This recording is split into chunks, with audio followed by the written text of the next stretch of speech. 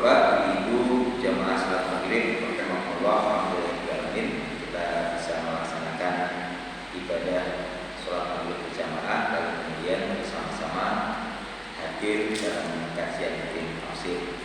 Mudah-mudahan hadir kita pada petang hari ini menjadi penyebab keberkahan dan pahala dari Allah Subhanahu wa taala. Amin ya rabbal alamin. Bapak Ibu yang dirahmati Allah, mari kita awali majelis kita pada malam hari ini dengan bersama-sama membaca basmalah. Bismillahirrahmanirrahim. Bapak Ibu rahimakumullah, insyaallah pada petang hari ini kita akan membahas satu fragmen sejarah, potongan sejarah yang diabadikan dalam Al-Quran dalam surat At-Taubah ayat 25. Nanti bisa diteruskan 26 lalu 27. Ayat ini berkisah tentang perang Hunain. Bapak-bapak, ibu-ibu yang dirahmati Allah, ada banyak pelajaran yang bisa kita ambil dari potongan-potongan sejarah. Pendekatan pembelajaran sejarah kepada kita atau anak-anak kita ketika di sekolah itu terkadang memberikan penekanan kepada perkara-perkara yang kurang menyentuh pada esensi. Apa esensi dari belajar sejarah itu? Sebagai sarana jembatan untuk mengambil pelajaran dari peristiwa yang terjadi di masa lalu kemudian kita jadikan sebagai pelajaran untuk meraih kejayaan dan kemenangan pada masa sekarang. Bapak-bapak, ibu yang dirahmati Allah, karena itu belajar sejarah tidak boleh kemudian hanya menghafal tentang nama-nama pelaku sejarah dan tahun-tahun terjadinya peristiwa. Nama-nama dan tahun-tahun itu hal yang penting untuk diketahui. Tapi esensi belajar sejarah adalah bagaimana mengambil pelajaran dan dijadikan bekal untuk meraih kemenangan pada masa sekarang. Bapak-bapak, ibu-ibu yang dirahmati Allah, Allah Subhanahu wa taala berfirman dalam surat At-Taubah ini. Alhamdulillah, kemudian Rasulullah Nafi'ah. Bapak-bapak, ibu-ibu yang dirahmati Allah, Allah berfirman dalam surat At-Taubah ayat 25, A'udzubillahi minasyaitonir rajim. Bismillahirrahmanirrahim. Laqad nasarakumullahu fi mawatina katsiratin. Sungguh Allah telah menolong kalian dalam banyak peristiwa, dalam banyak medan perang. Wa yauma Hunain, dan juga ingatlah perang Hunain. Jadi Allah itu memberikan penekanan pada peristiwa perang Hunain ini. Apa yang membuat perang Hunain itu menjadi istimewa? Allah memberikan penjelasan pada lanjutan ayat ini. In a'jabatkum kasratukum, ketika jumlah kalian yang besar itu membuat kalian takjub, falam tughni ankum syai'an, padahal jumlah yang besar itu tidak berguna sama sekali bagi kalian. Wa dhaqat 'alaikumul ardu bima rahabat, dan bumi yang luas itu terasa sempit bagimu. Tsumma wallaitum mudbirin, kemudian kamu berbalik ke belakang dan lari tunggang-langgang. Tsumma anzalallahu sakinatahu ala rasulih, kemudian Allah menurunkan ketenangan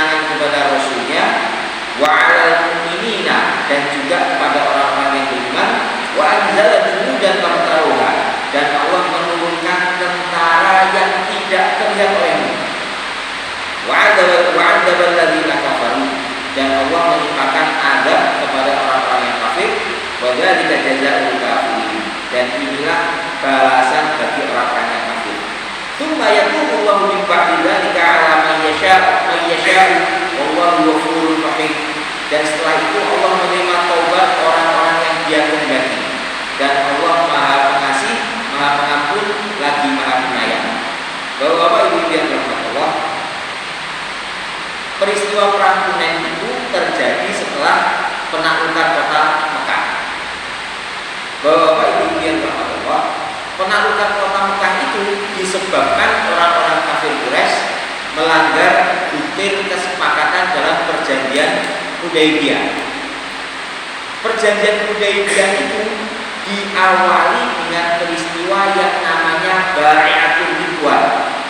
Bai'atul Ridwan itu adalah pengambilan bai'at, sumpah setia, karena untuk kemudian membela Allah dan Rasulnya, siap berperang membela Allah dan Rasulnya.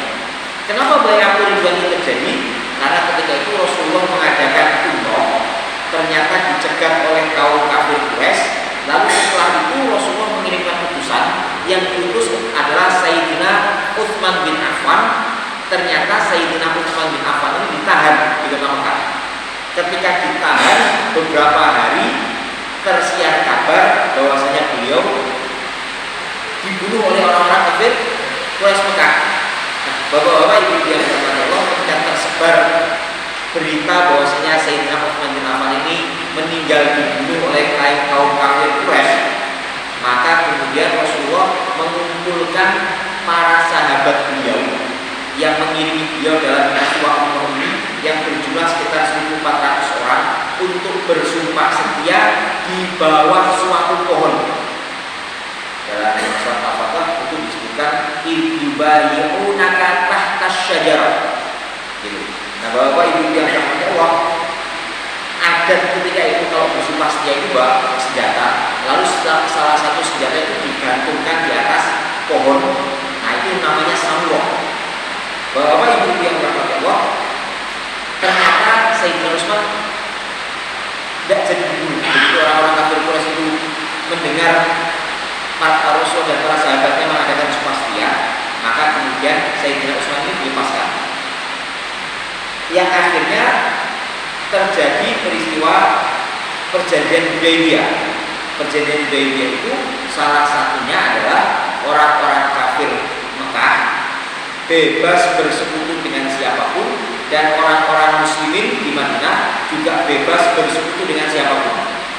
Orang-orang kafir Quraisy Mekah bersekutu dengan Bani Bakar, sedangkan orang-orang muslimin di Madinah bersekutu dengan Bani Khuza'ah. Ternyata kemudian Bani Bakar ini menyerang Bani Khuza'ah, dibantu oleh orang-orang kafir Quraisy dalam perkara persenjataannya, yang akhirnya dengan peristiwa ini membatalkan perjanjian Hudaybiyah yang rencana awalnya itu berlaku selama 10 tahun, tapi tidak sampai 10 tahun itu sudah buyar duluan, Pak.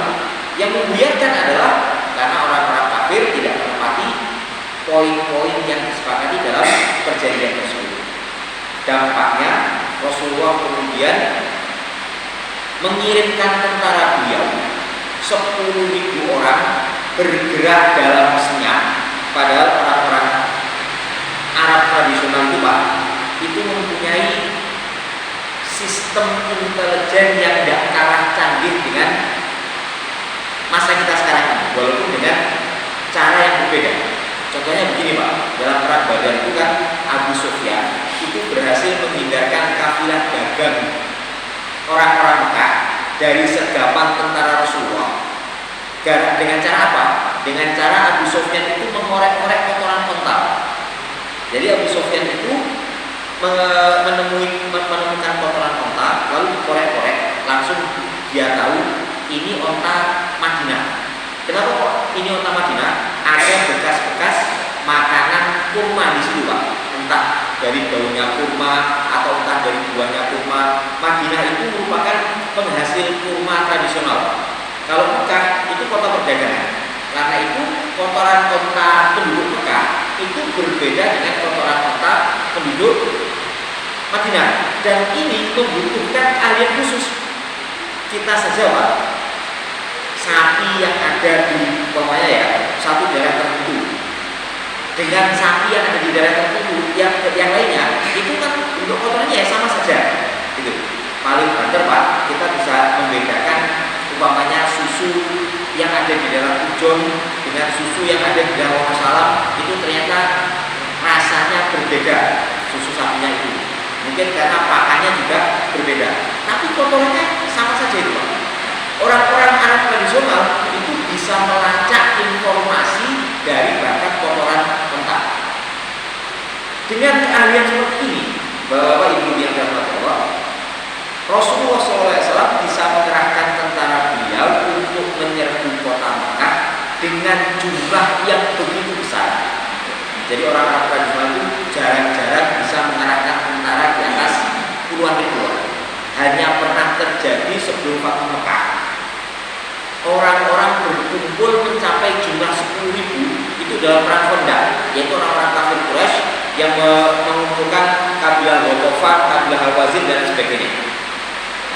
Ketika itu Rasulullah berhasil mengumpulkan tentara sebanyak 10.000 dibandingkan ketika perjanjian Hudaybiyah beliau hanya membawa tentara sebanyak 1.400 dan perjanjian Hudaybiyah dengan Fathu Mekah itu, penolakan kota Mekah itu hanya berjarak tidak lama, hanya sekian tahun, tidak sampai 10 tahun. Bapak Ibu yang dirahmati Allah, singkat kata Rasulullah kemudian berhasil menaklukkan kota Mekah. Ketika Rasulullah berhasil menaklukkan kota Mekah, ternyata terdengar informasi bahwasanya orang-orang Taif itu mau melakukan serangan kepada Rasulullah. Di bawah pimpinan Malik bin Auf, suku Tsaqif dan Hawazin bergabung, lalu kemudian berhasil menghimpun tentara yang besar. Ada yang mengatakan jumlahnya 8.000 orang, ada yang mengatakan jumlahnya 4.000 orang, tapi intinya tentaranya besar. Lalu kemudian bersiap-siap untuk menyerang kota Mekah. Rasulullah itu kan salah satu keunggulan beliau. Beliau itu pemimpin militer yang hebat. Jadi Rasulullah itu kalau bahasa kita sekarang ini, beliau itu multi talenta, gitu Pak. Jadi salah satu ciri para Rasul itu kan fatonah. Fatonah itu kan cerdas. Gitu. Rasulullah itu ahli perang, ahli perdagangan, ahli ngatur rakyatnya, ahli menyelesaikan masalah-masalah yang bahkan masalah itu masalah remeh-temeh Pak. Gitu. Jadi para sahabat itu tidak segan-segan mengajukan masalah-masalah kecil mereka kepada Rasulullah SAW. Bapak Ibu yang dirahmati Allah, salah satu keahlian beliau itu mempunyai jaringan intelijen yang mumpuni. Tentara rencana orang-orang Tsaqif dan Hawazin untuk menyerang kota Mekah ini belum dilaksanakan, Rasulullah sudah mengetahuinya. Akhirnya Bapak Ibu yang dirahmati Allah, Rasulullah SAW kemudian memutuskan untuk mendahului serangan tersebut, tidak menunggu di kota Mekah, tapi menyongsong serangan tersebut. Rasulullah bergerak bersama 12.000 tentara beliau, 10.000 dari penduduk Madinah, 2.000 yang lain itu dari kalangan At-Tulaqah. Tulaqah itu dari kata-kata tolako yatliku. Tolako yatliku itu satu asal kata dengan tolak, artinya bebas. Jadi tulaqah itu orang-orang yang dibebaskan. Siapa orang-orang tulaqah itu? Orang-orang tulaqah itu adalah penduduk kota Mekah yang ketika itu tidak berdaya, lalu kemudian dibebaskan oleh Rasulullah SAW. Yang hebat itu kan pada penolakan kota Mekah itu kan begini Pak. Rasulullah itu masuk dengan tentara yang tidak terkalahkan, tidak mungkin dikalahkan pada waktu perang, pada waktu pembebasan kota Mekah itu, karena orang-orang Mekah tidak siap untuk berperang. Mereka tidak siap untuk berperang. Nah karena itu Bapak Ibu yang dirahmati Allah, Rasulullah ketika itu menempuh strategi yang kedua. Beliau ketika itu menangkap Abu Sufyan. Lalu Abu Sufyan itu ditempatkan di satu tempat di mana dia bisa melihat pergerakan seluruh tentara untuk meruntuhkan moralnya Abu Sufyan. Abu Sufyan ini pemimpin Mekah ketika itu. Jadi pemimpinnya dipegang duluan. Setelah itu agar tidak menghimpun tentara untuk melawan tentaranya Rasulullah, sehingga pertumpahan darah bisa dicegah. Nah, Abu Sufyan ketika melihat dahsyatnya tentara Rasulullah, dia langsung kemudian menyatakan masuk Islam, gitu kan? Nah, karena dia masuk Islam, hebatnya Rasulullah itu beliau tidak berlaku mentang-mentang. Kamu masuk Islam terpaksa. Kalau kamu terpaksa kayak ini, sudah kamu menjadi hina saja. Salah satu ciri khas para pemenang, kalau tidak didasarkan pada keimanan, biasanya kemenangan itu disusul dengan perilaku yang sewenang-wenang. Tapi Rasulullah tidak kayak gitu. Ini Abu Sufyan malah dipegang, dimanfaatkan ketokohannya. Dia disuruh mengumumkan, barang siapa yang masuk rumahnya dia aman. Artinya orang Mekah yang masuk rumah gak melawan, masuk rumahnya sendiri, dia aman. Barang siapa yang masuk Masjidil Haram, dia aman. Yang ketiga, barang siapa yang masuk berlindung di rumahnya Abu Sufyan, dia aman. Dimanfaatkan namanya Abu Sufyan ini untuk mengangkat. Kan mentalnya jatuh, Pak. Setelah itu diangkat. Kamu walaupun mentalmu jatuh, kamu itu masih saya hargai sebagai pemimpin. Seolah-olah Rasulullah itu dikatakan demikian. Karena itu ditambahi klausa, siapa saja yang masuk rumahnya Abu Sufyan, dia aman. Nah, bapak-bapak ibu yang berhormat Allah, Abu Sufyan itu tidak tertib.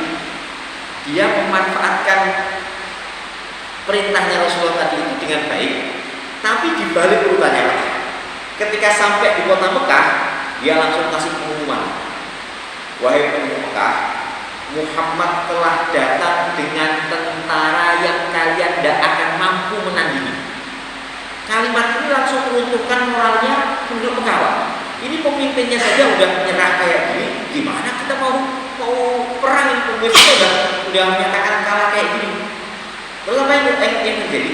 Abu Sufyan ketika itu kemudian memberikan pengumuman, barang siapa yang masuk minta perlindungan ke rumahnya Abu Sufyan, dia aman. Demikian, karena sekali lagi ada kebanggaan Pak. Saya ini tokoh ini. Itu kamu daripada perang minta perlindungan ke rumah saya ini. Tapi apa yang terjadi Pak? Abu Sufyan malah kemudian dibully sama orang-orang Mekah. Dia pemimpin wayai mimpin perang, diserang wayai mimpin perang, lah kok malah nyuruh rakyatnya nyerah hidup di rumahnya. Orang-orang Mekah malah membalas, apa gunanya rumahmu bagi kami wahai Abu Sufyan? Abu Sufyan kemudian memberikan pengumuman yang kedua, barang siapa yang masuk rumahnya sendiri, dia aman. Yang ketiga, barang siapa yang masuk Masjidil Haram, dia aman. Akhirnya sebagian penduduk Mekah masuk Masjidil Haram, sebagian lagi masuk ke rumahnya masing-masing. Nah, ketika Rasulullah masuk ke kota Mekah, beliau kemudian mengumpulkan penduduk Mekah itu di Masjidil Haram sekeliling Ka'bah. Lalu kemudian beliau bertanya, apa yang kalian juga akan saya lakukan pada kalian? Jadi orang-orang Mekah itu Pak, dalam keadaan takut, dalam keadaan hina ketika itu. Ini kalau Rasulullah kasih perintah, sekali perintah habis mereka disapu Pak. Belum lagi mereka mengingat semuanya itu pelaku kriminal yang terlibat dalam memerangi dan menyiksa orang-orang Muslim. Bayangkan mereka ini balas dendam ini, gitu. Apa yang kemudian orang-orang Mekah katakan kepada Rasulullah? Namanya orang kalah Pak. Itu yang dikatakan adalah perkara yang baik. Khairan akhun karimun ibni akhun karimin. Kami mengharapkan yang baik-baik wahai saudara yang mulia, anak saudara kami yang mulia. Baru ketika mereka kalah itu ngaku-ngaku, jadi Rasulullah mulia ini, saudara kita ini. Ketika mereka lagi menang Pak, dalam perjanjian Hudaybiyah saja, Suhail bin Amr itu terlibat pertikaian dengan Sayyidina Ali bin Abi Thalib. Ketika itu Rasulullah mendiktikan kepada Sayyidina Ali sebagai jurus beliau, tulis Bismillahirrahmanirrahim. Suhail bin Amr mengatakan, Saya nggak kenal kalimat Bismillahirrahmanirrahim ini. Yang saya kenal adalah Bismikallahumma. Tulis Bismikallahumma. Saya nggak mau pakai Bismillahirrahmanirrahim. Karena merasa setara, merasa kuat Pak. Lalu kemudian sama Rasul diikutin itu, dituruti. Lalu kemudian Rasul mendiktekan lagi kepada Sayyidina Ali, tulis min Muhammadin Rasulillah sallallahu alaihi wasallam ila Suhail bin Amrin min Quraisy. Perjanjian di antara Rasulullah Muhammad SAW dengan Suhail bin Amr mewakili orang-orang Quraisy. Apa jawabannya Suhail? Kalau saya ngakui kamu nabi, saya tidak akan merangi kamu. Saya tidak mau ditulis dari Muhammad Rasulullah. Saya mau ditulis dari Muhammad bin Abdullah. Itu Sayyidina Ali Pak, begitu diperintahkan untuk menghapus itu, dia nggak mau. Saya nggak mau menghapus tulisan ini. Akhirnya apa yang terjadi? Rasulullah ambil penghapus sendiri, dihapus. Itu posisinya karena merasa kuat. Tapi ketika mereka ditawarkan seperti ini, posisinya lemah, akhirnya memuji. Dan Rasulullah SAW ketika itu menunjukkan akhlak yang luar biasa. Beliau itu menunjukkan kasih sayangnya bukan karena beliau lemah, tapi karena beliau kuat. Dalam posisi mampu untuk membalas dendam, beliau malah memilih untuk mengampuni penduduk kota Mekah. Beliau bersabda, saya akan mengulangi ucapan Yusuf, saudara saya Yusuf, kepada para saudara-saudaranya, la tasriba alaikum al-yawm. Tidak ada caci maki kepada kalian pada hari ini. Idhabu wa antum tulaqah. Silakan pergi, kalian hari ini adalah tulaqah. Orang-orang yang dibebaskan, yang menakjubkan Mas. Ini yang menakjubkan. Beberapa tahun setelah peristiwa Fathu Mekah, tidak sampai 20 tahun, orang-orang tulaqah ini kemudian memimpin kaum muslimin menjadi khalifah. Siapa itu? Yaitu sahabat yang bernama Muawiyah bin Abi Sufyan. Gitu Pak. Apa pentingnya peristiwa yang kita ketahui? Sejarah itu selalu berulang Pak. Tahun 97-98 Indonesia mengalami reformasi. Ada orang-orang yang ketika reformasi itu bisa jadi tidak terdengar kabarnya dia ada di mana. Tahu-tahu pada masa sekarang ini dia tampil untuk kemudian menjadi pemimpin. Kita bisa kemudian melihat dari sisi sejarah seperti ini bagaimana sikap para sahabat ketika menjumpai kepemimpinan seperti ini. Apakah kemudian bersikap A, B, C dan sebagainya.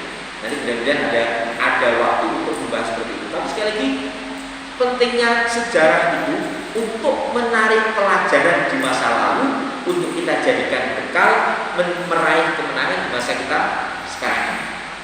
Rasulullah mengajarkan sesungguhnya orang-orang yang kuat itu adalah mereka yang mampu menunjukkan dia bisa menahan diri ketika dalam posisi mampu untuk membalas. Kembali lagi pada perang Hunain. Setelah peristiwa Fathu Mekah ini, kemudian Rasulullah mengarahkan tentaranya dalam perang Hunain. 2000-nya adalah orang-orang tulaqah. Ketika kemudian tentara itu begitu besar, sebagian sahabat ketika itu mengatakan, lan nughlabal yauma min qillatin. Hari ini kita tidak akan kalah gara-gara jumlah kita yang sedikit. Peristiwa ini Pak direkam dalam Al-Quran sebagai teguran. Peristiwa perang Hunain ini disebutkan secara khusus dalam ayat ini, wa yauma Hunainin. Kenapa disebutkan secara khusus? Karena ketika itu jumlah kaum muslimin sangat banyak, lalu kemudian jumlah yang banyak ini membuat mereka lupa diri, takjub. In a'jabatkum kasratukum. Padahal jumlah yang banyak itu kata Allah Subhanahu wa taala, falam tughni ankum syai'a. Jumlah yang banyak itu tidak berpengaruh sedikit pun bagi kalian. Dari ayat ini Pak, kita bisa mengambil kesimpulan kemenangan itu datangnya dari Allah Subhanahu wa taala. Bukan dari jumlah yang banyak, bukan dari perkara-perkara duniawi yang lain. Dalam peristiwa Nabiullah Daud alaihissalam, tentaranya Tolut menghadapi Jalut, itu kan Allah berfirman, kam min fi'atin qalilatin walabat fi'atan katsiratan biidznillah. Berapa banyak jumlah yang sedikit bisa mengalahkan jumlah yang banyak dengan izin dari Allah Subhanahu wa taala.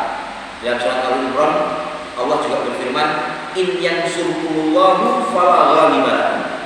Kalau Allah sudah menolong kalian, fala ghaliba lakum, tidak akan bisa ada yang mengalahkan kalian. Wa in yakhdhulkum, tapi kalau Allah sudah menghinakan kalian, faman dzalladzi yansurukum min ba'di. Siapa yang bisa menolong selain Allah dalam keadaan seperti ini? Jadi ayat-ayat ini juga perang Hunain itu menunjukkan betul kepada kita kemenangan itu datangnya dari Allah Subhanahu wa taala. Perang Hunain itu jalannya kan seperti ini, Pak. Rasulullah menggerakkan tentaranya pagi-pagi buta menjelang subuh, matahari belum terbit ketika itu, masuk lembah Hunain, sementara tentaranya Malik bin Auf itu sudah siap siaga di sisi-sisi lembah yang tinggi. Begitu melihat tentara kaum muslimin masuk ke lembah Hunain melalui celah yang sempit, mereka dihujani anak panah dari atas. Akhirnya formasi menjadi kacau, formasinya menjadi berantakan, sebagian besar melarikan diri, Pak. Ada hal yang menarik juga untuk kita ceritakan dalam perang Hunain ini dari sisi tentara orang-orang kafir. Di tentaranya Malik bin Auf itu ada seorang panglima senior namanya Duraid bin Ashmas. Duraid bin Ashmas ini panglima berpengalaman, tapi sudah berusia tua. Saking tuanya dia sudah buta matanya. Ketika dia matanya buta karena usia sudah tua tadi itu, tetap ikut berperang di tentaranya Malik bin Auf ini. Lalu kemudian ketika sampai di suatu lembah namanya Autos, Malik bin Auf itu kan mengumpulkan tentaranya di sebuah tempat namanya Autos. Autos itu lembah yang sangat luas, cocok untuk berperang. Ketika itu si Duraid ini tanya kepada anak buahnya, kita sampai di mana ini? Kita sampai di Autos. Lalu kemudian Duraid mengatakan, ini tempat yang cocok untuk kuda perang. Kuda perang itu larinya cepat, bisa untuk menyergap dengan cepat, bisa untuk melarikan diri dengan cepat. Karena itu tempatnya pasti luas. Nah, tapi si Duraid ini kemudian mengatakan, kenapa kok saya juga mendengar suara kambing mengembing? Kok mendengar juga onta melenguh? Saya juga mendengar tangisan anak-anak dan suara wanita. Anak buahnya lapor, ini panglima besar kita Malik bin Auf memerintahkan kita untuk membawa seluruh harta benda kita, ternak-ternak kita dibawa semua, anak-anak kita juga dibawa, istri kita juga dibawa semuanya. Akhirnya si Duraid ini, Pak, akhirnya Duraid tanya kepada Malik bin Auf, kenapa kok kamu mengambil kebijakan seperti ini? Malik bin Auf ketika menjawab, agar laki-laki kita termotivasi berperang habis-habisan demi untuk mempertahankan harta kekayaan dan keluarga mereka. Jadi mereka dibawa ke medan perang itu untuk memotivasi tentara. Duraid kemudian mengatakan gini, kalau begitu pasti ini salah. Hewan ternak, istri dan anak-anak kita harus ditempatkan di satu tempat tertentu, lalu laki-laki kita maju perang. Kalau kita nanti menang, kita dapat harta rampasan perang. Kalau kita kalah, kita bisa kembali pulang, di rumah masih ada harta kekayaan kita, masih ada anak dan istri kita. Tapi kalau hari ini kita kalah, maka harta kekayaan kita hilang, anak dan istri kita juga hilang. Apa yang terjadi, Pak? Malik bin Auf menolak rencana itu. Usulan ini ditolak. Kamu sudah tua, kamu ini aliran lama ini. Yang benar adalah aliran saya. Nah, Bapak Ibu biar berhati Allah, si Duraid bin Ashmas ini itu memang di antara kaum orang-orang kafir pun itu ada orang-orang yang berperilaku gagah. Walaupun usulnya ditolak, dia tetap berperang mendampingi Malik bin Auf, yang nanti akhirnya setelah kekalahan dalam perang Hunain ini dia terbunuh di Najjar. Dalam perang Khaybar, di lingkungan orang-orang Yahudi yang terkenal pengecut, itu juga ada orang-orang gagah pendekar mereka namanya madhab. Madhab ini nantang perang satu persatu juga, Pak. Gitu. Apa pelajarannya? Kalau di antara orang-orang kafir saja ada orang-orang yang pemberani dan bersikap gagah seperti ini, padahal mereka dalam kekafiran, maka orang-orang yang beriman itu wajib lebih berani lagi, Pak. Wajib lebih berani lagi. Saya itu membayang, saya kemarin membaca tulisan Indonesia itu punya pahlawan Islam namanya Pati Unus, gelarnya Pangeran Sabrang Lor. Siapa itu Pangeran Sabrang Lor? Dia dikatakan Sabrang Lor karena ketika itu dia berkuasa di Demak. Lalu Demak itu kan wilayah pesisir pantai. Jadi kalau kita ke Demak itu kan dekat dengan pantai, betul ya? Gitu ya.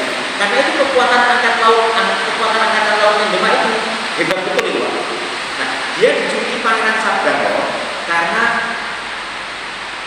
Pati Unus ini itu menyerbu Portugis yang menguasai Malaka. Ketika mendengar Malaka kerajaan Islam jatuh di tangan orang-orang kafir, Pati Unus langsung kemudian menghimpun tentaranya, langsung kemudian mengerahkan angkatan lautnya nyerbu ke Malaka. Posisi Malaka dengan Demak itu ada di sebelah utara. Utara itu artinya dalam bahasa Jawa adalah Lor. Karena itu Pati Unus ini namanya Pangeran Sabrang Lor berarti itu, Pak. Saya membayangkan dalam tulisan yang saya baca tadi itu, andai kaum muslimin sekarang ini, Pak, mempunyai jiwa-jiwa seperti Pati Unus kayak gini, Pak, melihat saudara-saudaranya di Palestina disembelih, dibantai karu-karuan itu, berbondong-bondong seperti itu kan, maka umat ini menjadi umat yang hebat sekali nih, Pak. Dalam posisi kita ini terpecah dalam banyak negara saja.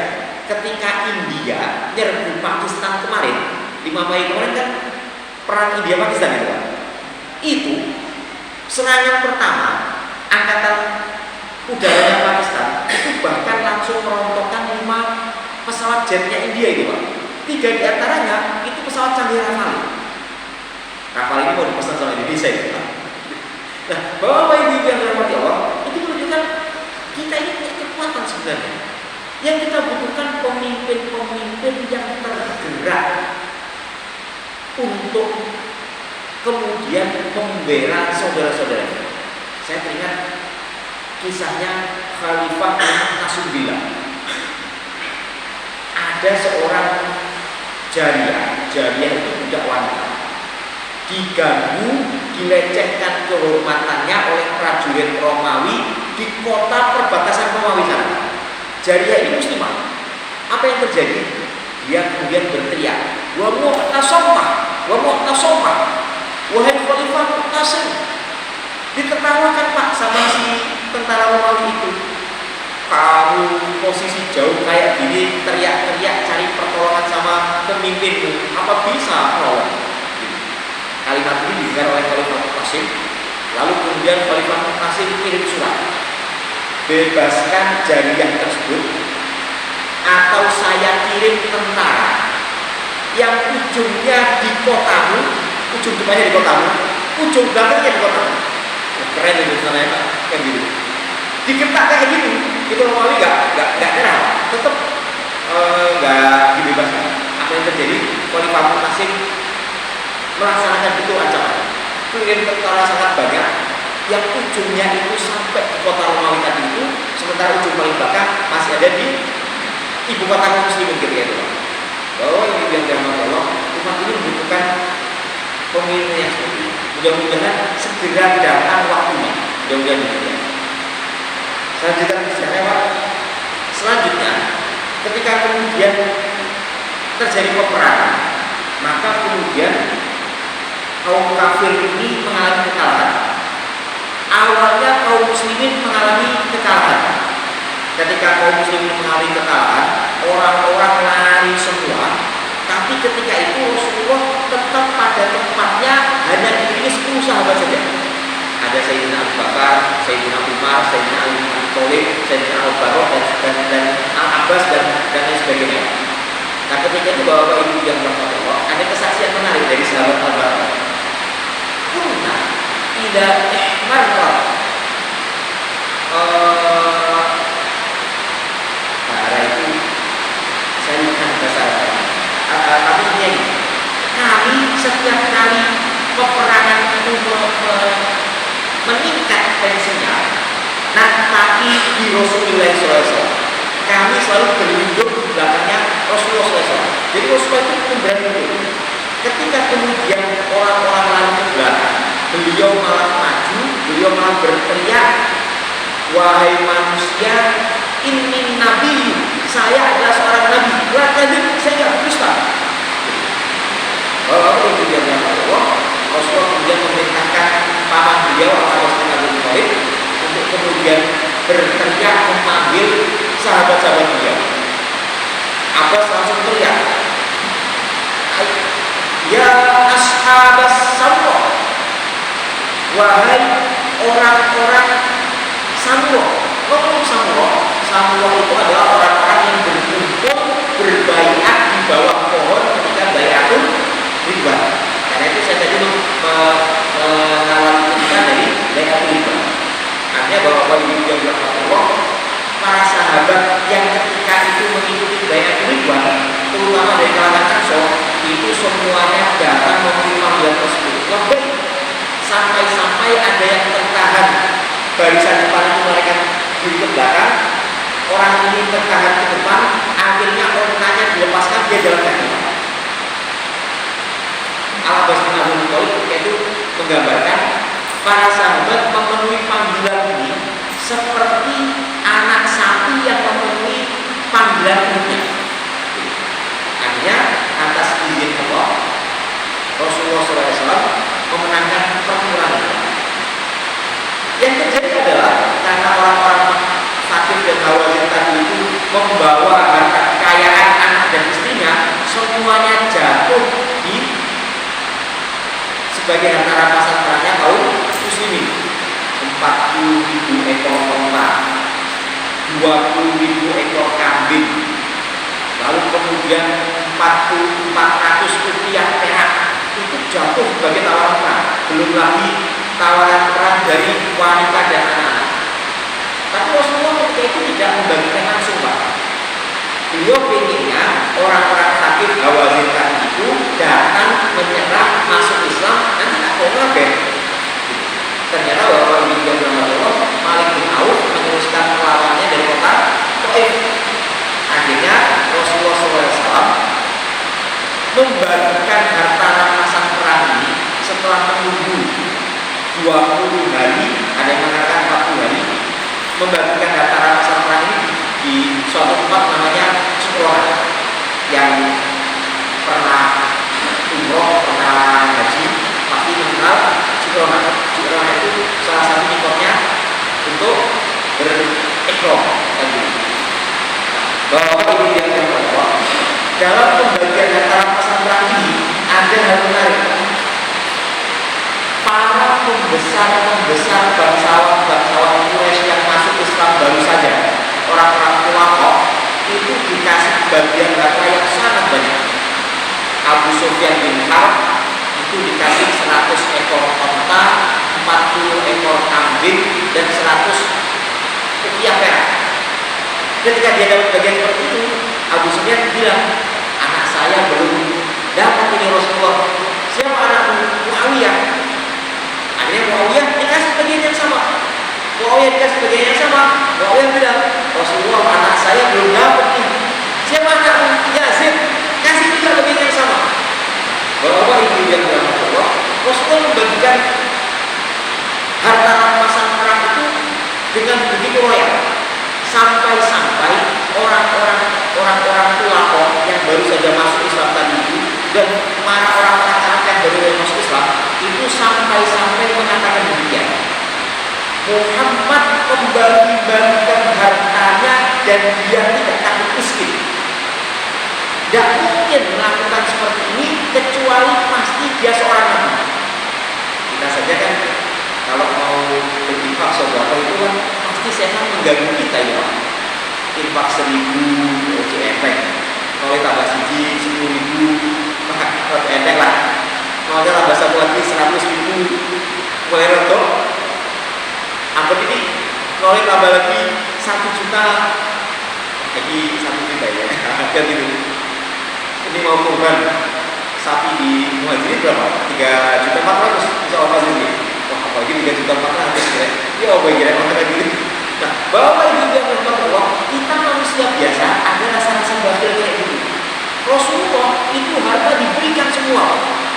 Ketika kemudian para pembesar bangsawan ini sudah dapat semua, sisanya dikumpulkan lalu dibagikan kepada orang-orang biasa yang baru masuk Islam.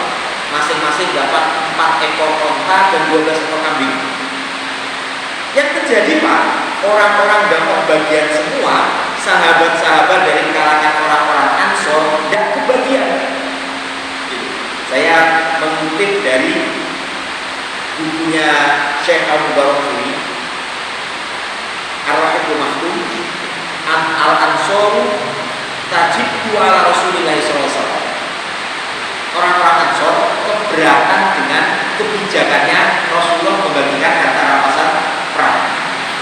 Nah, ketika Rasulullah membagikan harta rampasan perang dengan cara seperti tadi itu, muncul ganjalan pada hati orang-orang Ansor. Mereka mengatakan, ini tadi ketika perang yang dipanggil kami, ya ashabas samurah, wahai orang-orang yang menghadiri Bai'atul Ridwan, yang panggil kami. Belum kering ini pedang-pedang dari darah-darah mereka. Gitu. Rasulullah kemudian melupakan kami. Ketika pembagian data rampasan perang yang dibagikan adalah kepada orang-orang Mekah dan orang-orang Arab selain kami. Sampai-sampai ada di antara mereka yang kemudian mengatakan, laqad laqiya Rasulullah qaumahu. Rasulullah sudah bertemu dengan kerabatnya, dengan kaumnya, lupa sama kita. Gitu Pak. Jadi ini memang tabiat manusia Pak, suka kasak kusuk. Bahkan Kanjeng Nabi mawon dijadikan bahan kasak kusuk itu Pak. Jadi yang jadi ketua takmir, yang jadi ketua RT, yang jadi Pak Lurah, jadi pemimpin-pemimpin, selama dia itu kemudian tetap dalam kebenaran, maka jangan takut digunjingkan orang. Kanjeng Nabi itu kurang benar ngomong. Rasulullah yang sudah pasti dalam kebenaran saja itu digunjingkan sebagai tukang sihir, digunjingkan sebagai dukun, orang gila, kan gitu Pak ya. Apalagi kita yang manusia biasa kayak gini Pak, pasti kita berbuat baik itu digunjingkan orang, apalagi kalau kita berbuat tidak baik. Gitu. Rasulullah dijadikan bahan gunjingan Pak. Akhirnya pemimpin mereka yang bernama Sa'ad bin Ubadah itu menemui Rasulullah. Lalu kemudian beliau mengeluh kepada Rasulullah, wahai Rasulullah, ini orang-orang Ansor berkasak kusuk mengeluhkan kebijakan panjenengan membagikan data rampasan perang. Rasulullah ketika itu tanya langsung pada orang-orang Ansor, wahai Sa'ad bin Ubadah, bagaimana pendapatmu? Kamu pihak siapa? Sa'ad bin Ubadah jawab, wa ma ana illa min qaumi. Saya tidak lain bagian dari kaum saya, wahai Rasulullah. Jadi seolah-olah Sa'ad bin Ubadah ketika itu jawab, saya juga nggak puas dengan pembagian panjenengan. Kalau kemudian pemimpinnya saja menyatakan tidak puas, maka ini berarti masalah besar. Akhirnya Rasulullah memerintahkan agar orang-orang Ansor dikumpulkan di satu tempat tersendiri. Bahwa ibu yang Allah ada beberapa sahabat senior Muhajirin yang ingin ikut pertemuan itu.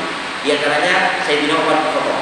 Tapi ketika ditolak, yang ikut hanya orang-orang Ansor. Karena perintah Rasulullah demikian. Ketika orang-orang sudah berkumpul, Rasulullah kemudian diberitahu orang-orang sudah berkumpul oleh Rasulullah. Terjadi dialog. Dialognya saya bacakan redaksi aslinya. Ya masyaallah Ansor, maqalatun balagatni ankum. Wahai orang-orang Ansor, sudah sampai kepadaku kasak kusuk kalian tentang diriku. Gitu. Jadi dalam peristiwa ini Pak, kira-kira kalau menurut logika kita, ketidakpuasan orang-orang Ansor itu sebagai akibat Rasulullah menyakiti mereka dengan cara tidak memberikan bagian harta rampasan perang kepada mereka, atau orang-orang Ansor yang menyakiti Rasulullah. Menurut logika umum manusia,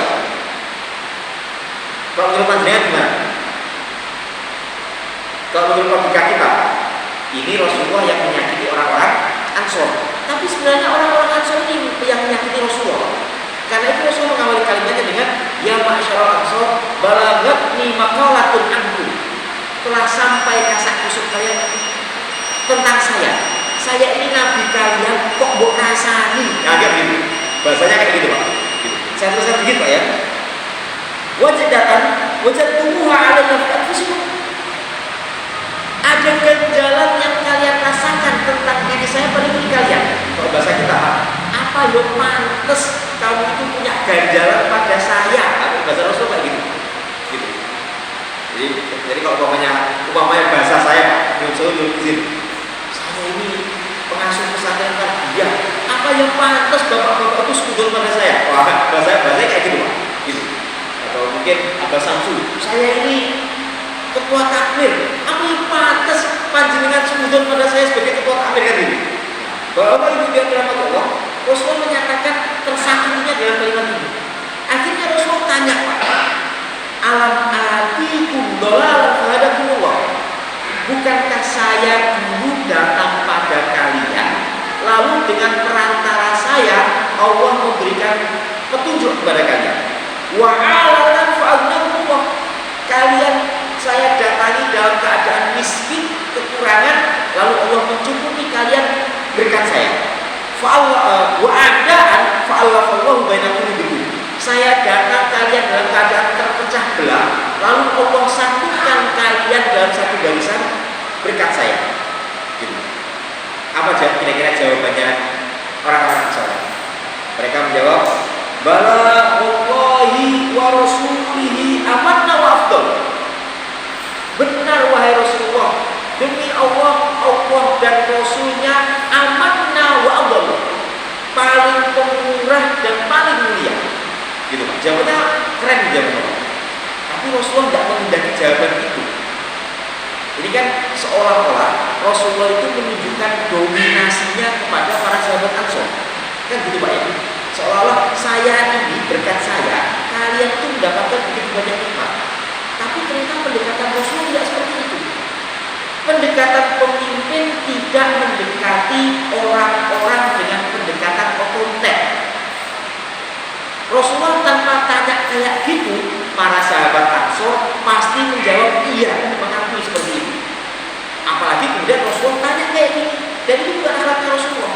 Rasulullah tidak pernah mendekati para sahabat dengan pendekatan semena-mena otoriter.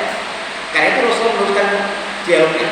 Sumakau, Rasulullah kemudian meneruskan perkataannya, ala tujibuni ya masyarakat Ansor. Kenapa kalian tidak jawab wahai masyarakat Ansor? Kalau orang-orang Ansor jawab, bimana nujibu ya Rasulullah? Bagaimana kami harus menjawabmu wahai Rasulullah? Wallahu wa rasuluhu al-mannu wal fadlu, walillahi wa rasulihi al-mannu wal fadlu. Sedangkan keutamaan dan rasa pemurah itu hanya milik Allah dan milik Rasulnya. Qala, Rasulullah kemudian menjawab, ama wallahi, sedangkan demi Allah, lau syi'tum laqultum, kalau kalian mau, kalian bisa jawab seperti ini, fala sadaqtum wala saddaqtum, dan kalian pasti benar dengan jawaban kalian ini, dan orang-orang lain pasti membenarkan jawaban kalian. Tidak ada yang mengingkari jawaban kalian. Apa jawabannya? Rasulullah menjawab sendiri, ataitana mukadzaban fasadaqnaka. Wahai Rasulullah, panjenengan dulu datang kepada kami itu dalam keadaan didustakan. Fasodaqnaka, orang-orang tidak ada yang membenarkan panjenengan, kami yang membenarkan panjenengan wahai Rasulullah. Gitu. Wa mahduran fanasarnaka, engkau datang kepada kami dalam keadaan dihinakan, lalu kemudian kami tolong panjenengan wahai Rasulullah. Wa taridan fa'awainaka, engkau datang kepada kami dalam keadaan terusir, lalu kemudian kami berikan tempat tinggal kepada wahai Rasulullah. Wa ailan fa asainaka. Engkau datang pada kami dalam keadaan tidak punya apa-apa, lalu kami bantu panjenengan wahai Rasulullah. Jadi langsung kan jawab kayak gitu, Pak. Apa reaksi orang Ansor? Orang Ansor langsung teriak, lillahi wa rasulil man wal fadlu. Sungguh milik Allah dan Rasulnya rasa pemurah dan keutamaan itu. Rasul kemudian meneruskan jawabannya, Pak. Awajadtum ya ma'syaral ansor fi anfusikum fi li'atin minad dunya ta'alaftum ya qauman lisallim. Apakah kalian mempunyai ganjalan dalam hati kalian wahai orang-orang Ansor ketika kalian melihat li'atin minad dunya? Li'a'ah itu artinya sampah-sampah, remah-remah dunia, yang dengan remah-remah dunia ini saya berikan untuk melunakkan suatu kaum agar mereka ini kuat Islamnya. Ta'alaf itu karena itu orang baru masuk Islam namanya mu'alaf gitu. Wa wakaltukum ilayya islamukum, dan saya sudah yakin betul dengan kalian tentang keislaman kalian. Ala tarduna ya ma'syaral ansor ayyan haban nasu bisyadi wal ba'id wa tarji'u bi Rasulillah sallallahu alaihi wasallam ila rihalikum. Apakah kalian tidak suka wahai orang-orang Ansor melihat manusia pulang ke rumahnya masing-masing nuntun onta dan nuntun kambing, sedangkan kalian pulang ke rumah kalian bersama Rasulullah? Mana yang lebih mulia, Pak? Onta kambing atau Rasulullah? Pasti Rasulullah kan gitu. Rasulullah kemudian meneruskan perkataannya, fawalladzi nafsu Muhammadin biyadihi, demi zat yang menggenggam jiwa Muhammad, laula al-hijratu lakuntu umru'un minal ansor. Seandainya bukan karena hijrah, niscaya saya ini termasuk golongan Ansor. Walau salakan nasu syu'aban wa salakatil ansaru syu'aban la salaktu syu'abal ansor. Andai manusia menempuh satu jalan, lalu kemudian orang-orang Ansor menempuh jalan yang lain, saya pasti menempuh jalan yang ditempuh oleh orang-orang Ansor. Allahumma arhamil ansor, ya Allah sayangi orang-orang Ansor. Wa abna'al ansor, sayangi anak-anak keturunan orang-orang Ansor. Wa abna'al ansor, sayangi cucu-cucunya orang-orang Ansor. Mendengar perkataan Rasul dan doa Rasul seperti ini, mereka kemudian berteriak sambil nangis saking derasnya air mata itu, jenggot-jenggotnya basah. Radina bi Rasulillah sallallahu alaihi wasallam qasaman wa hifdzan.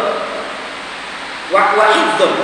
Kami rela bagian kami adalah Rasulullah sallallahu alaihi wasallam. Nah, ini kisah yang menarik. Pendekatan seperti ini perlu kita ketahui. Fragmen sejarah itu jarang yang mengangkat kisah ini dalam bentuk yang menakjubkan.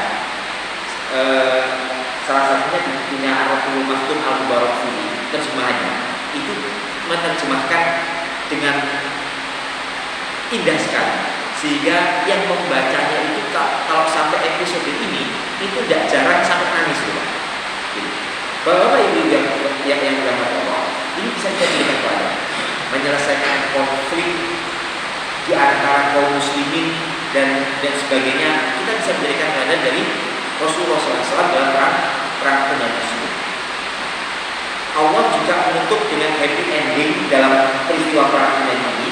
Ayat 27 surat At-Taubah, Allah berfirman, "Tsumma yaqulu wa min ba'di dzalika 'ala may yasha'u wallahu ghafurur rahim." Allah menerima tobat siapa saja yang Dia kehendaki. Melarikan diri dari perang itu dosa besar, tapi itu diampuni semua sama Allah Subhanahu wa taala. Itu menunjukkan al-mannu wal fadlu lillahi wa rasulih. Tuhan kita ini Maha Pemurah, Nabi kita juga Maha Pemurah. So demikian Bapak-bapak yang saya sampaikan, sudah agak melebihi Isya 10 menit.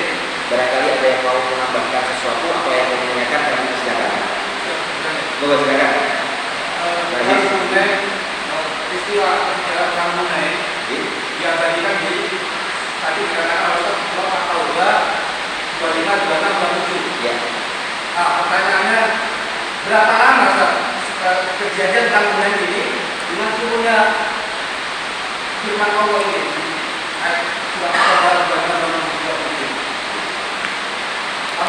Ya, jadi ayat 25, 26, 27 itu langsung turun dalam perang setelah perang Hunain tersebut. Jadi tidak berlangsung lama.